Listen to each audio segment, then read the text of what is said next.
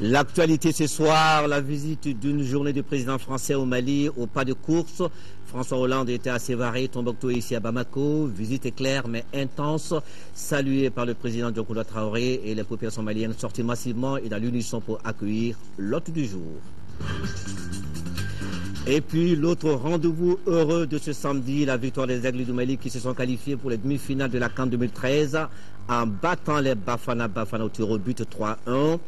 Ils y ont cru jusqu'au bout et ils ont réussi. Mali joue, Mali gagne. Mesdames et messieurs, bienvenue. Et justement, nous ouvrons ce journal par le message de félicitations du président de la République suite à la qualification des Aigles aux demi-finales de la CAN 2013. Message ainsi libellé.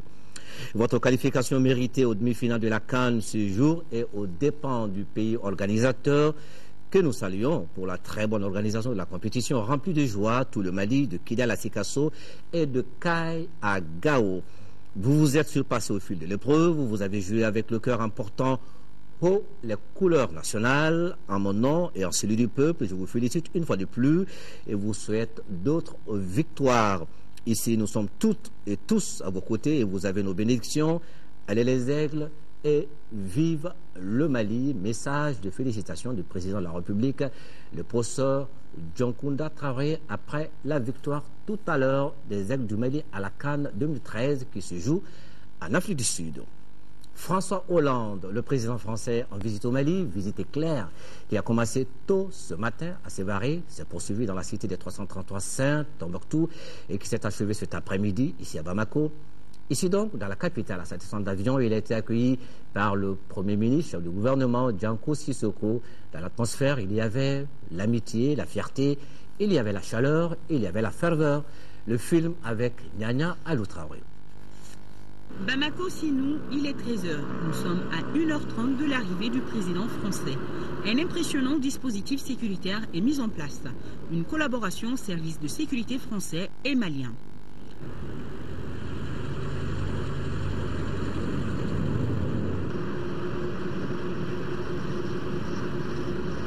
La presse nationale et internationale est fortement représentée à Sinou et les discussions vont bon train.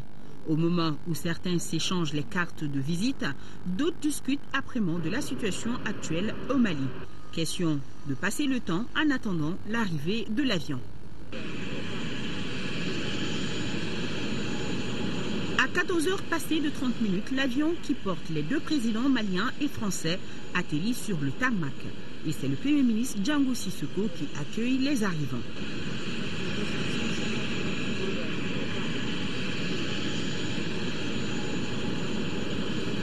Après les salutations d'usage, le cortège s'ébranle vers Kourouba où les présidents doivent prendre part à un déjeuner. Et voilà, donc François Hollande qui respecte donc à son arrivée à la mi-journée à Bamako toute la ferveur du Djatiria malien. Aussitôt après, le président français a été invité par son homologue malien, le professeur Dioncounda Traoré, au palais présidentiel de Kourouba à un buffet de travail, une occasion pour eux de revenir sur l'amitié et la coopération qui unissent le Mali et la France. Le constat est que les relations entre Paris et Bamako ont atteint un nouveau palier. Le reportage de Mahamadou Kone. C'est incontestablement une nouvelle étape dans la coopération bilatérale entre le Mali et la France. Le buffet de travail des deux chefs d'État s'est déroulé en présence de la forte délégation qui accompagne le président français. Une délégation qui comprend notamment 3 ministres, Affaires étrangères, Défense et Développement. Côté malien, il y avait des membres du gouvernement, des présidents d'institutions, la classe politique à travers des regroupements, les leaders religieux, des représentants d'autres associations et organisations de la société civile. Le président Dioncounda Traoré a profité de ce moment solennel pour souhaiter de nouveau la très chaleureuse bienvenue à son illustre hôte. Il est revenu sur l'intervention militaire opportune et efficace de la France pour mettre fin aux ambitions terroristes et moyenâgeuses des groupes armés qui occupaient une partie du territoire malien. L'intervention française, qui s'est faite, selon le président, dans la légalité internationale, est appréciée par le peuple malien. Il a salué aussi les autres pays de la CEDEAO, de l'Afrique et du monde entier qui apportent actuellement leur soutien au Mali et à son peuple. Les autorités maliennes apprécient donc la visite de Hollande à sa juste valeur. Il était quand même important que François Hollande vienne au Mali, dans la mesure où des troupes françaises sont engagées dans notre pays, dans le cadre de la lutte contre le terrorisme et du narcotrafic. Et il est venu saluer le peuple malien. Il est venu aussi s'entretenir avec les éléments de l'armée française qui sont engagés sur notre territoire. Il est aussi venu s'entretenir avec le président de la République par rapport à tout cet environnement d'insécurité et d'enjeux de sécurité, de développement du Sahel, dont le Mali est un peu une image grossie. Le président français, lui, s'est réjoui de l'hospitalité de son homologue et de l'ensemble des Maliens. La France est votre ami, a dit François Hollande en réaffirmant son attachement à l'intégrité territoriale du Mali. Aucune portion du Mali ne doit rester occupée, a notamment dit le président français. Il a dénoncé les exactions, les destructions de biens, amputations, lapidations et autres privations de liberté qui ont eu lieu dans les zones occupées. Pour le président français, l'heure est à la sécurisation des villes. Une mission entamée par les forces françaises et maliennes et qui sera poursuivie avec les soldats d'autres pays africains et le soutien de l'Europe et du monde entier. Mais la France et le Mali, c'est toute une histoire. C'est la révélation quand même d'une amitié profonde. Nos pays ont été liés par l'histoire, la pénétration coloniale, l'histoire de la colonisation, par la guerre. Ce n'est pas la première fois que les soldats maliens et les soldats français montent au front ensemble. Vous vous souviendrez certainement des épisodes de la Seconde Guerre mondiale où le fameux régiment des tirailleurs sénégalais était composé en grande partie de ce qu'on appelait les Soudanais alors, donc des Maliens. Et donc c'est une histoire politique, une histoire militaire commune qui aujourd'hui donc connaît un nouvel épisode. François Hollande a insisté sur la réconciliation entre Maliens et l'organisation d'élections crédibles.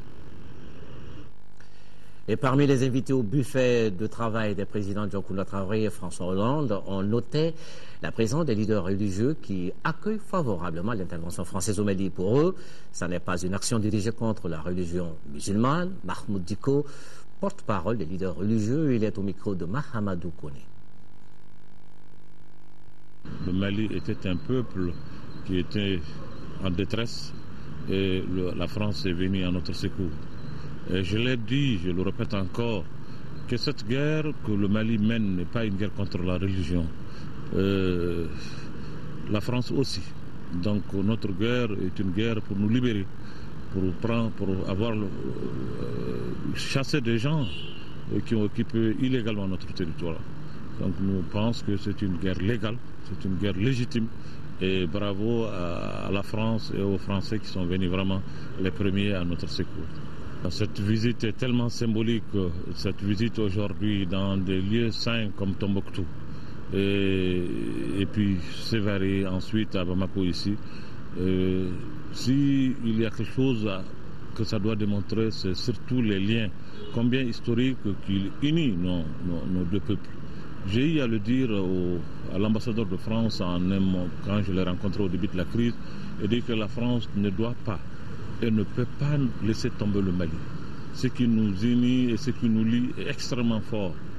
Nous sommes en train de parler en français. Ça veut dire que le français est un patrimoine aujourd'hui que nous partageons ensemble. Après Koulouba, direction place de l'Indépendance où se sont retrouvés les présidents français et maliens pour le dépôt de gerbes de fleurs à la mémoire des pionniers de l'indépendance du Mali. Comme vous l'avez suivi en direct sur notre chaîne cet après-midi, les Bamakois étaient sortis massivement, une fois encore, et dans l'Alliance populaire pour saluer celui qui, dans un élan de solidarité et d'amitié, est venu prêter main forte aux Maliens dans leur lutte contre les envahisseurs. Au cours de cette cérémonie, François Hollande et Dioncounda Traoré ont une fois encore magnifié l'amitié qui a toujours existé entre la France et le Mali. Voici quelques séquences de ce rendez-vous important avec Mahamadou Doumbia. Dans l'histoire de notre pays indépendant, jamais on n'aura vu une telle foule lors d'une cérémonie de dépôt des gerbes de fleurs et autant de vivas et d'acclamations réservées à un chef d'État, fut-il étranger.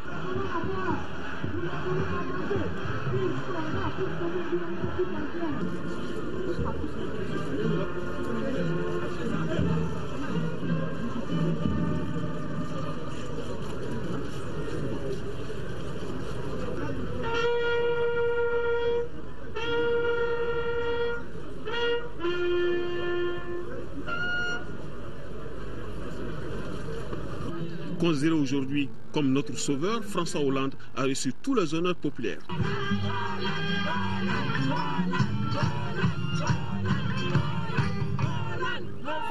Après Tombouctou, nous voilà à Bamako, où les populations de Bamako et le peuple malien tout entier ont tenu encore à vous témoigner leur reconnaissance pour l'intervention déterminante de la France à un moment où l'existence même du Mali était en jeu. Et c'est un agréable devoir pour moi de vous transmettre les salutations de millions de Maliennes et de Maliens, de millions de Sahéliens.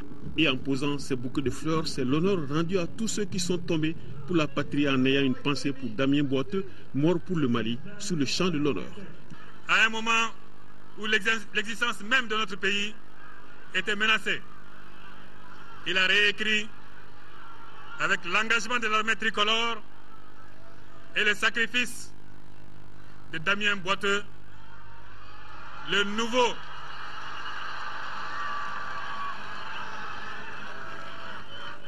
Tariq es-Soudan, 4 siècles après celui du pionnier Abdel Saadi. Pour François Hollande, la lutte contre le terrorisme et les narcotrafiquants n'est que justice rendue à un pays aussi menacé jusque dans son âme, dans sa chair, dans sa dignité. Ville après ville, village après village, les armées du Mali et de la France, appuyées par les pays de l'Afrique de l'Ouest, rendent enfin au Mali son unité, son intégrité et sa force. Oui, le terrorisme a été repoussé, il a été chassé,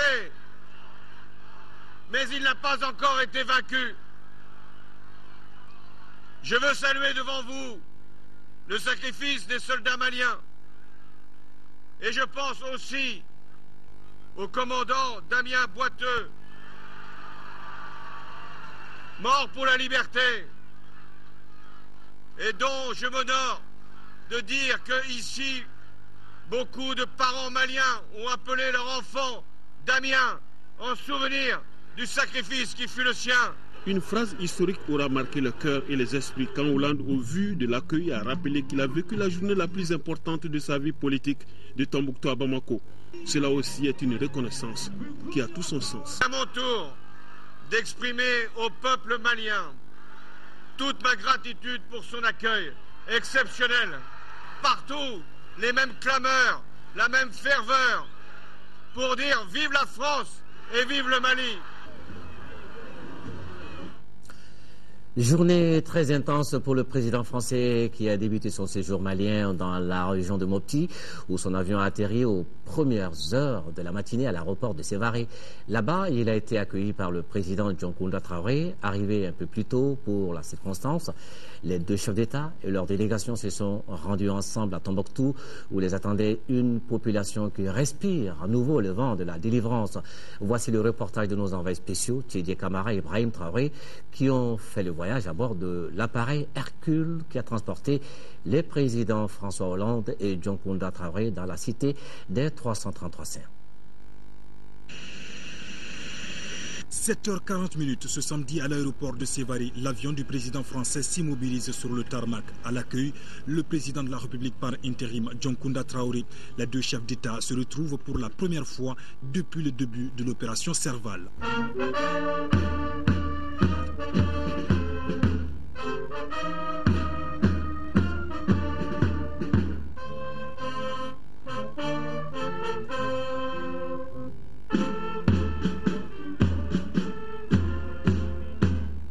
François Hollande entame ainsi sa toute première visite officielle au Mali.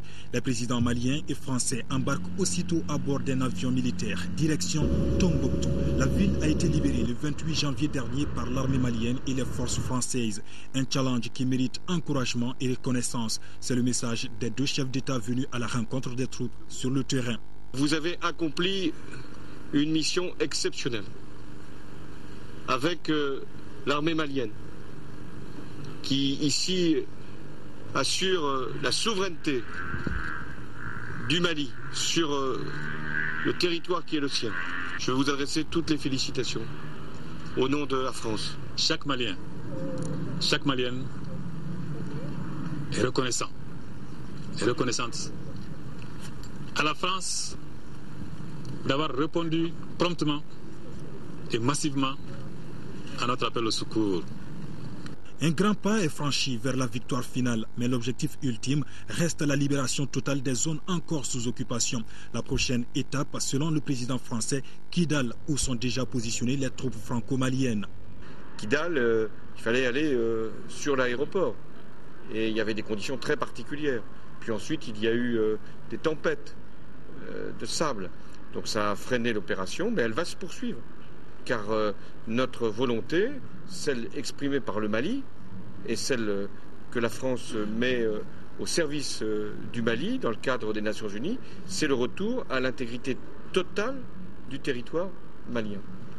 Les présidents Traoré et Hollande se sont rendus aussi à l'Institut des hautes études et de recherche islamique Ahmed Baba de Tombouctou.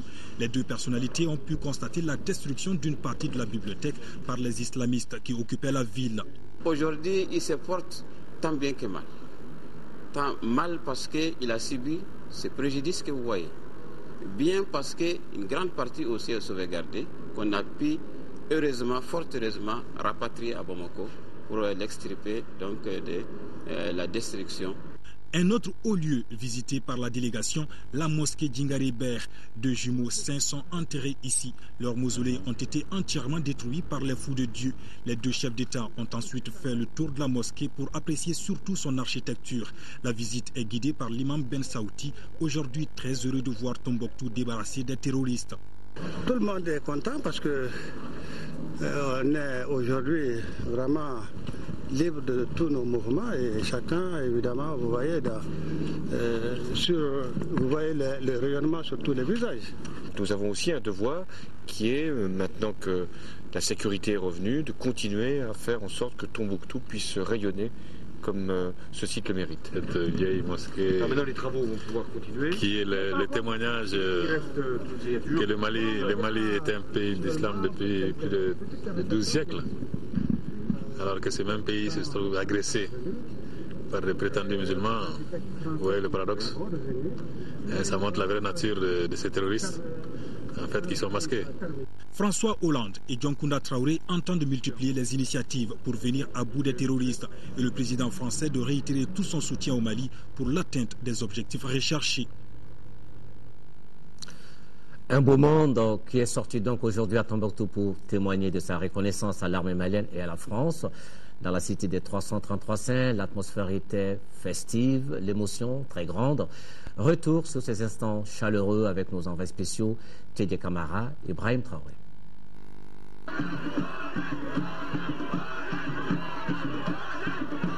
Une véritable marée humaine à la place Sankouré pour dire merci et souhaiter la bienvenue au président malien et français. Dioncounda Traoré et François Hollande sont restés en contact avec ce beau monde pendant une bonne demi-heure. Les populations de Tombouctou témoignent de leur reconnaissance à l'armée malienne et à la France.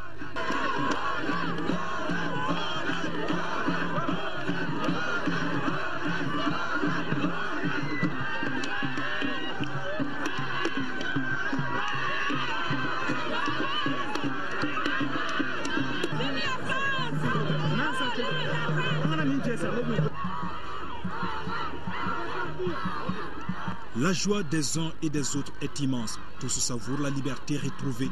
Grâce à François Hollande et au président Dioncounda Traoré, nous voilà libres et on respire comme on est. On est libre, nos femmes sont libres, nos enfants sont libres. Aujourd'hui, on a toute la satisfaction du monde. Beaucoup d'émotions et beaucoup d'émotions et de fierté de la part du ministre de la Défense à l'égard de ces soldats qui sont venus libérer des populations qui n'aspiraient qu'à cela. Et la joie de vivre aujourd'hui est formidable. Je suis surtout fier de retrouver cette ville de Tombouctou dans cette situation.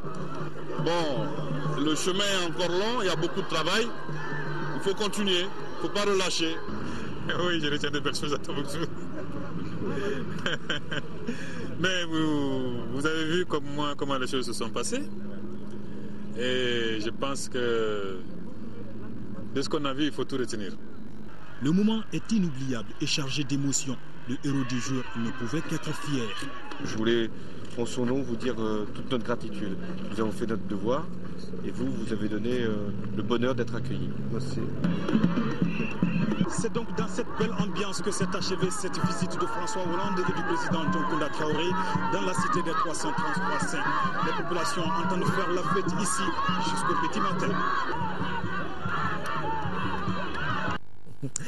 Ambiance très festive, l'état d'urgence n'est pas passé par là. Le président français avait également rendez-vous avec le journaliste, c'était tout à l'heure, en début de soirée, à la résidence de l'ambassadeur de France, où il a donné une conférence de presse. Au menu, on peut retenir, entre autres sujets évoqués, l'objet de sa visite au Mali, l'avenir démocratique du pays, la question des otages français, ou encore celle liée à la durée de l'opération militaire française au Mali. Nous faisons le point avec Nyanya Alou Traoré. C'était François Hollande rafraîchi qui est venu répondre aux multiples questions de la presse nationale et internationale. D'entrée de jeu, il a déterminé le but de sa visite est clair. Selon le président français, il était non seulement nécessaire de venir voir les troupes, mais aussi et surtout de constater de visu le travail abattu sur le terrain. Le nom d'Amien Boiteux restera à tout jamais gravé dans les mémoires du peuple malien, du peuple français. Je voulais aussi venir au Mali pour saluer l'action que les Africains eux-mêmes engagent, les Maliens d'abord, puisque ce sont eux qui participent à la reconquête de leur territoire contre le terrorisme, mais aussi les forces de la MISMA qui progressivement se regroupent et montent vers les villes qui ont été libérées. La France sera présente au Mali tant que besoin sera là. L'action en cours doit être menée à bout afin de faciliter le relais aux troupes africaines qui sont déjà présentes, soulignera le président français. Nous n'avons pas terminé. Que nous avons à poursuivre l'action dès lors que l'ensemble du territoire malien n'est pas encore complètement libéré et que nous serons aux côtés des Maliens, des Africains, y compris au nord du Nord Mali, pour que les groupes terroristes soient chassés. François Hollande s'est aussi prononcé sur le devenir politique de notre pays. Maintenant, les Maliens ont une responsabilité qui est d'engager ce processus politique. La feuille de route qui a été élaborée doit conduire à des élections au mois de juillet et à une réconciliation générale. Il ne m'appartient pas de dire avec quelle force les Maliens doivent discuter. Ce que je sais, c'est que ceux qui portent des armes doivent les déposer. Et que ceux qui utilisent les armes contre les Maliens, et a fortiori contre nous, seront combattus et vaincus. La situation des otages au cœur des questions. Le président français n'a pas tergiversé sur sa position. Un ultimatum a été donné aux preneurs d'otages. Je viens au Mali, là où sont détenus nos otages, pour dire à ceux qui les détiennent qu'il est encore temps de les libérer et que nous faisons tout pour qu'il en soit ainsi. François Hollande a conclu cette conférence de presse par une note de sincérité. Il dit partir avec une grande confiance au Mali et en l'avenir de notre État. Pour cela, il demande à la population de rester unie. C'est ainsi qu'un État fort se développe, a-t-il ajouté. Après donc une journée très bien remplie dans notre pays, le président français François Hollande a quitté Bamako en début de soirée. Il a été accompagné par son homologue malien, le président de la République par intérim, Dioncounda Traoré. Mais avant de quitter le sol malien, il a tenu à rendre un hommage aux soldats français et maliens qui sont basés à l'aéroport international de Bamako-Sénou. Une autre occasion pour les deux présidents de rappeler à ces soldats la noblesse de leur mission qui consiste à libérer un pays agressé par des bandits armés. Bandits armés, heureusement, désormais en déroute.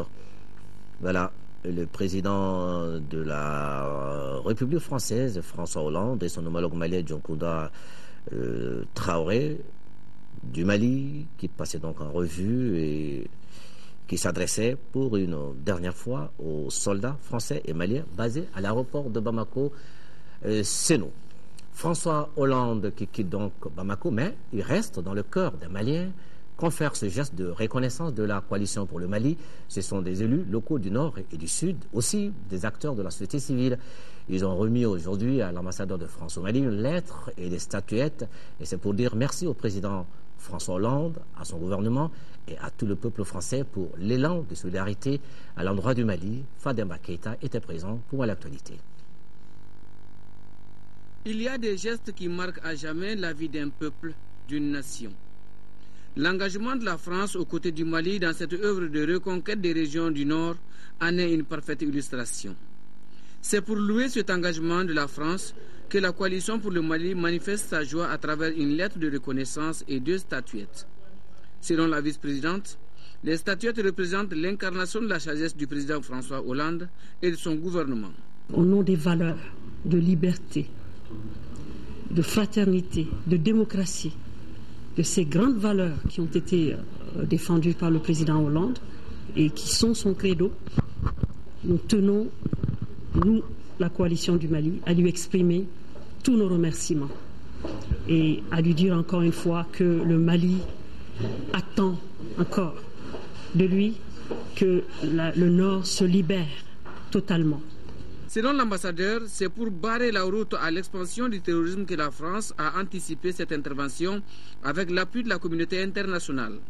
La France attachée à l'unité du Mali et montrant bien que là on avait franchi une ligne rouge qui risquait d'être irrémédiable, a donc, je dirais, précipité les événements. Je crois qu'elle était effectivement la seule à pouvoir déployer dans l'urgence une force susceptible de stopper net l'avancée des terroristes. Il n'y aura pas de solution dans le Nord si toutes les populations du Nord ne sont pas associées à des discussions.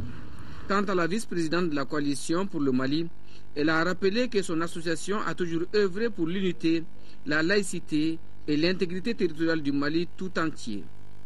Aussi a-t-elle sollicité l'appui de la France pour une tournée de dialogue, de réconciliation entre les communautés sous contrôle de nos forces armées et de sécurité. Et nous rappelons que dans leur folie, les bandits armés, soi-disant défenseurs de l'islam, ont saccagé des monuments, manuscrits et plusieurs éléments du patrimoine culturel à Tombouctou. Et justement, dans la délégation du président français se trouvait la directrice de l'UNESCO, Madame Irina Bokova, qui a exprimé sa grande peine et sa désolation devant une telle destruction. Selon elle, il est de son devoir de venir au Mali pour montrer son soutien et aussi voir ce que l'UNESCO peut faire dans l'immédiat dans le cadre de la restauration de ces œuvres souvent classées patrimoine de l'humanité. Irina Bokova est au micro de Nyanya Aloutraoré. Je dois dire que Timbuktu et tout ce qui s'est passé là, c'est notre malheur à l'UNESCO. C'est un site de patrimoine mondial inscrit depuis déjà des décennies, des années. C'est une démonstration extraordinaire de la génie, je dirais, humaine. Ce sont des mausolées, des mosquées. Et après, bien sûr, ce sont des manuscrits. Les manuscrits qui datent d'une période, comme nous disons, l'âge d'or de la science, la philosophie. Piller, perdre tout ça, on ne peut pas le permettre. Notre message aujourd'hui, et pourquoi je suis venue ici en tant que directrice générale de l'UNESCO, c'est un message tout d'abord de soutien au peuple malien. bien. Nous sommes très résolus de reconstruire ce patrimoine extraordinaire, les 11 mausolées qui ont été détruits. Qu'est-ce que l'UNESCO va faire pour la restauration dans l'immédiat? Tout d'abord, je vais envoyer une mission des experts. Il faut que les experts disent leurs mots. Il faut qu'ils les voient, ils les analysent et donnent, je dirais, la mesure nécessaire de restaurer ces manuscrits. On va travailler bien évidemment avec nos partenaires, les experts français, norvégiens, comme avant on a fait. Et après, nous allons proposer certaines mesures techniques d'experts, comme j'ai dit, avec tous les nouveaux moyens de conservation, de protection, digitalisation. C'est extrêmement important qu'on accélère maintenant le travail de la digitalisation. Pour terminer, quel appel lancez-vous à la population malienne, à la population de Tombouctou en particulier? Mais je dois dire qu'il doit être vraiment fier. C'est un patrimoine que nous partageons, toute l'humanité. C'est très lié avec les identités nationales. C'est un message de courage, de travailler, d'être, je dirais aussi, de se réconcilier. Je pense que c'est le moment de parler de l'unité nationale, de la réconciliation nationale. Il faut tourner cette page et aller en avant. Voilà, Tombouctou qui doit rester fier malgré la destruction des éléments du patrimoine culturel à Tombouctou. La vie reprend son cours normal. La bonne nouvelle dans la cité des 333 saints est que les élèves reprennent le chemin de l'école dans la quiétude. Reprise effective des cours depuis hier vendredi. Correspondance Yaya Tandina. Fermées depuis 10 mois, les écoles de la région de Tombouctou ont démarré les cours ce jour 1er février à Tombouctou.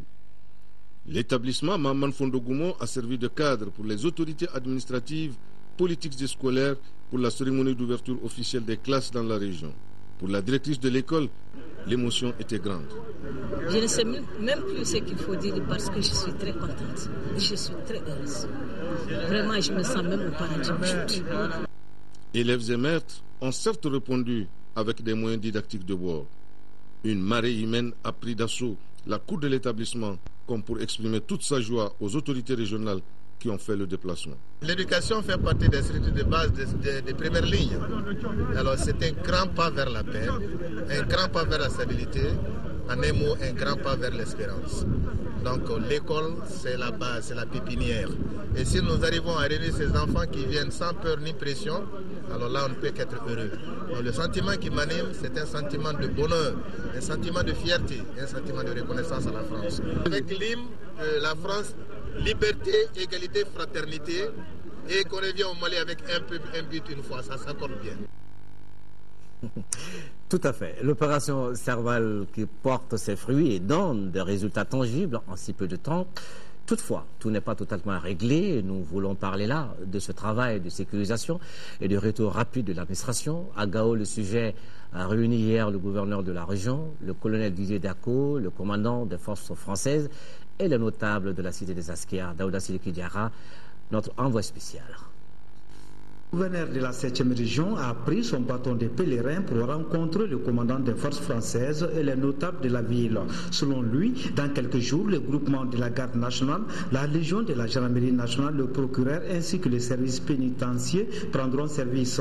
C'est là pour que les populations ne se rendent pas justice. Le gouverneur a invité les notables à aider les forces de sécurité pour débusquer des terroristes qui se trouveraient cachés en ville. Notre pays est laïque. Si vous êtes chrétien, faites votre christianisme. Si vous êtes croyant dans d'autres domaines, faites-le. Si vous êtes non-croyant aussi, ça ne nous empêche pas de vivre avec vous. Si vous voulez, les uns et les autres, faire en sorte que vous ayez beaucoup plus d'adeptes, sensibiliser. Il faut convaincre. Mais pas les gestes et les faits que nous avons vus ici, dans notre capitale régionale. Et je suis sûr et certain que l'ensemble de la population, l'ensemble des autorités politiques, l'administration, les services techniques, tout le monde, nous allons converger en synergie d'action, faire en sorte que Gao soit beaucoup plus prospère. Les traces des islamistes sont encore visibles dans la ville. Les autorités administratives, militaires et municipales ont décidé de les faire disparaître.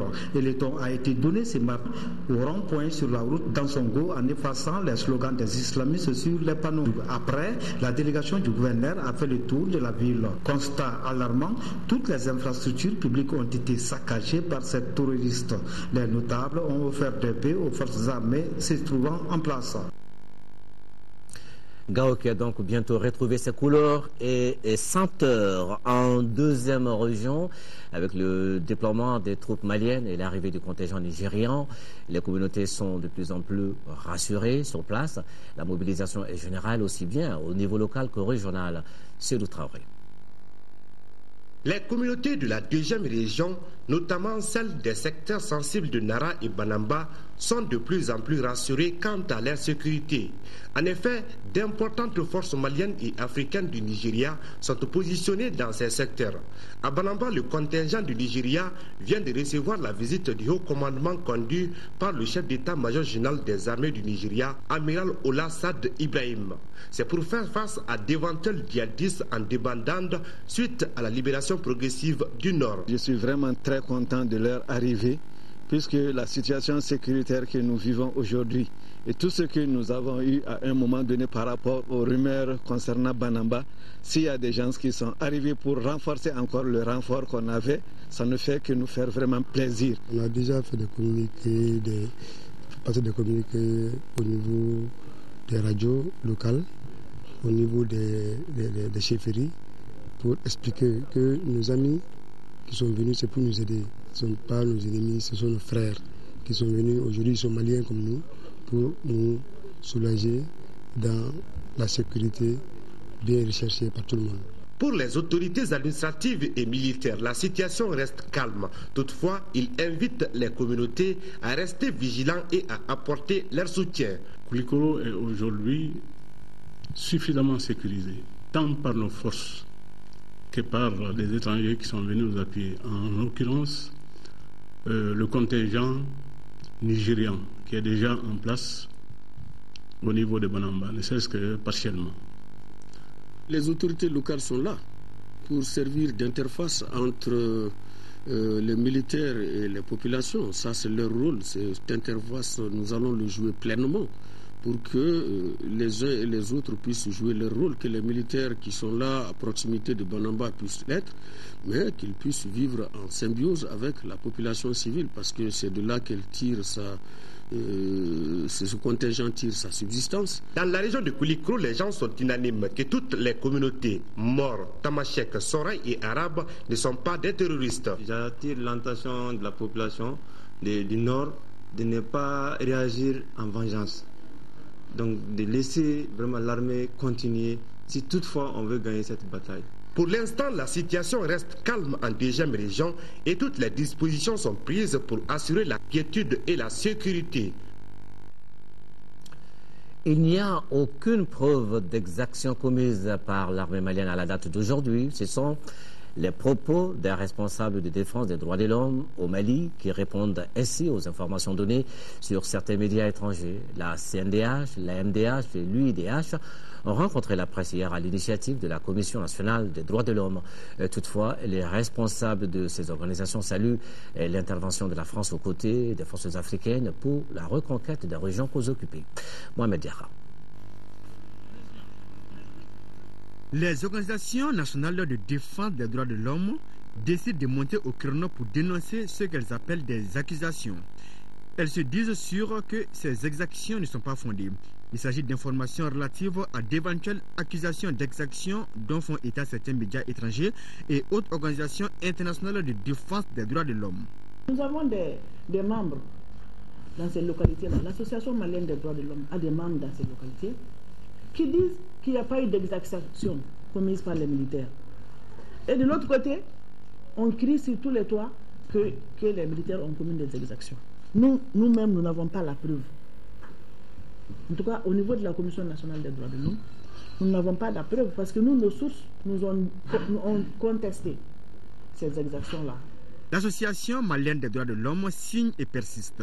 Il n'y a pas eu d'exactions commises par les militaires maliens sur les théâtres d'opération. Date d'aujourd'hui, nous pouvons vous dire sans embâche qu'il n'y a aucune preuve d'exaction contre l'armée malienne. Nous, les investigations qu'on est en train de faire ne nous ont pas conduits à l'armée malienne pour le moment. Personne n'a la preuve de ce qu'on affirme aujourd'hui. Même Amnesty International n'a pas la preuve. Pour Maître Brahima Koné, les organisations internationales de défense des droits de l'homme sont allées très vite en besogne. Et le président de l'Union interafricaine des droits de l'homme d'ajouter que cette campagne d'intoxication a pour but de saper le moral des troupes maliennes. Nous ne pouvons pas fermer les yeux, en tout cas sur cette démarche mal intentionnée en période de guerre. Il est difficile d'avoir facilement les informations.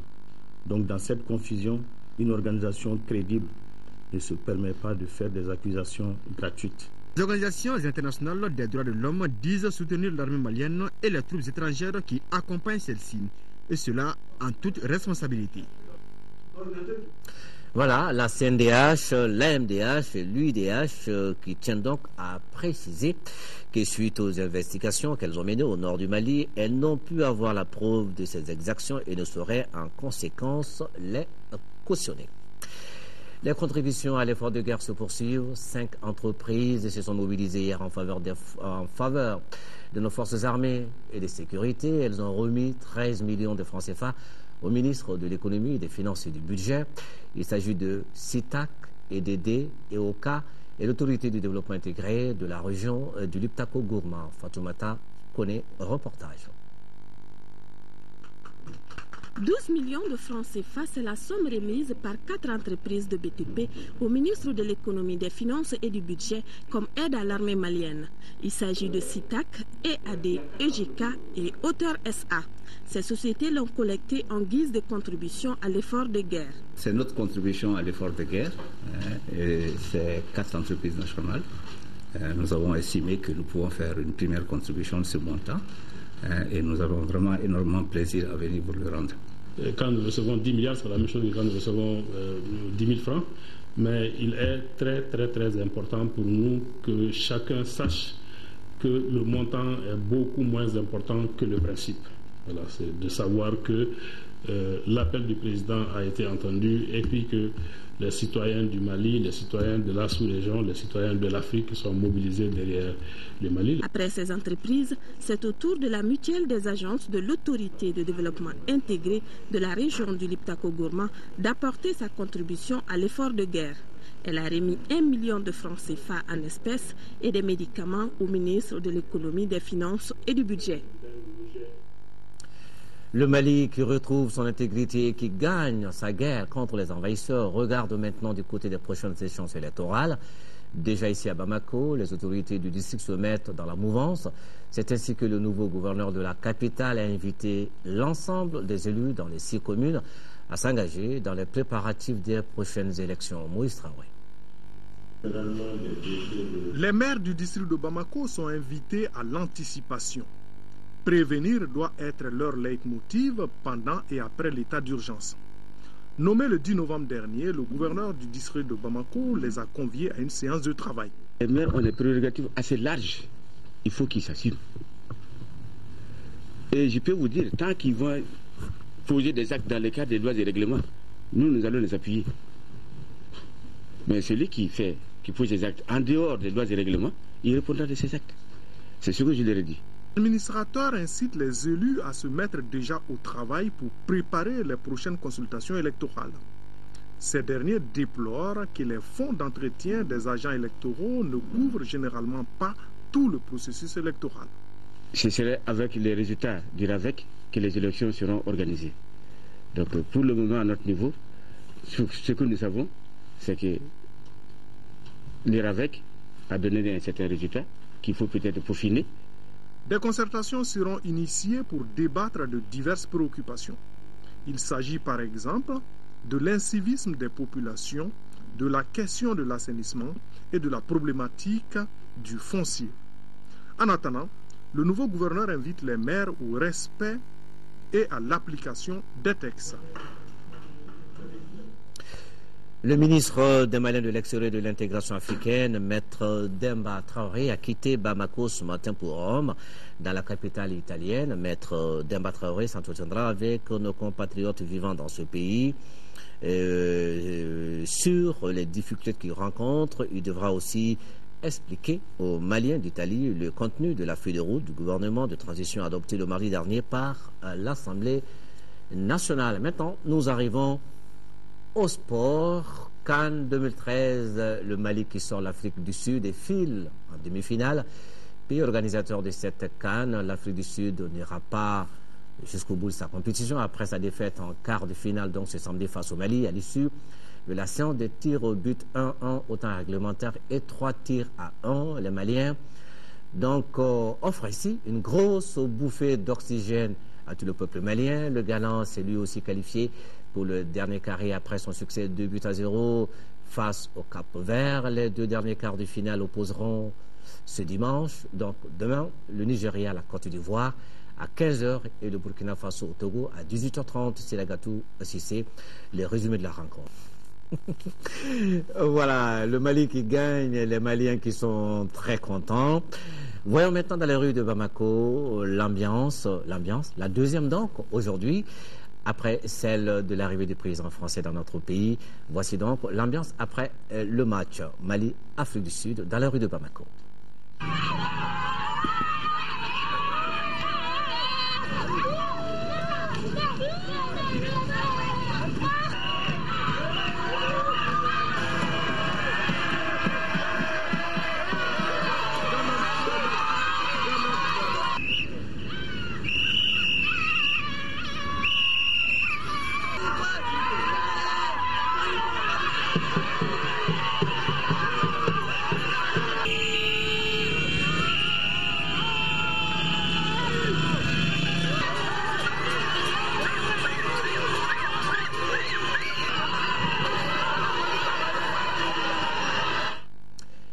Voilà, c'était très beau. Continuez à manifester votre joie, mais avec prudence. Une page noire.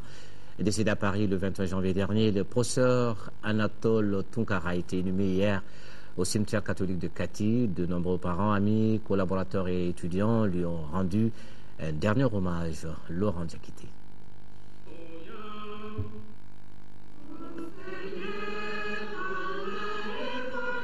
De nombreux parents, amis, collaborateurs et étudiants ont assisté à la célébration du sacrifice de la mort du professeur Anatole Tunkara, né en 1951 à Kita. En effet, après de brillantes études primaires, secondaires et universitaires, Anatole devient successivement médecin, puis enseignant, chercheur et doyen de la faculté de médecine, de pharmacie et d'odontostomatologie FMPOS. Rongé par la maladie, mais serein devant la mort, Anatole Tunkara s'est éteint en France le 21 janvier 2013. Des témoignages poignants et émouvants ont été faits en faveur du défunt Anatole. Tu m'as appris le sens de la modestie, de l'honneur et de la dignité. Tu m'as montré la valeur de la propriété du corps et de l'âme. La mort vous emporte dans un dernier voyage, un voyage sans retour. Mais elle n'emportera que votre corps. Votre âme immortelle restera au firmament de l'édifice que vous nous avez laissé dans ce monde. Je suis vraiment très ému dans cette assemblée de Dieu, comme tout le monde, et je ne pourrais pas trouver tous les mots qu'il faut pour exprimer tous les superlatifs, parce que j'ai l'impression que tous les superlatifs à propos du professeur Tunkara n'ont pas été épuisés. Et moi, je ne saurais le faire. Donc, ce que je peux dire, c'est que la famille Tunkara reçoive nos condoléances les plus émues et que la terre lui soit légère. Ce que je voudrais que nous retenions, c'est justement développer en nous chaque jour cette passion de ce que nous avons à faire, cette passion de faire le bien.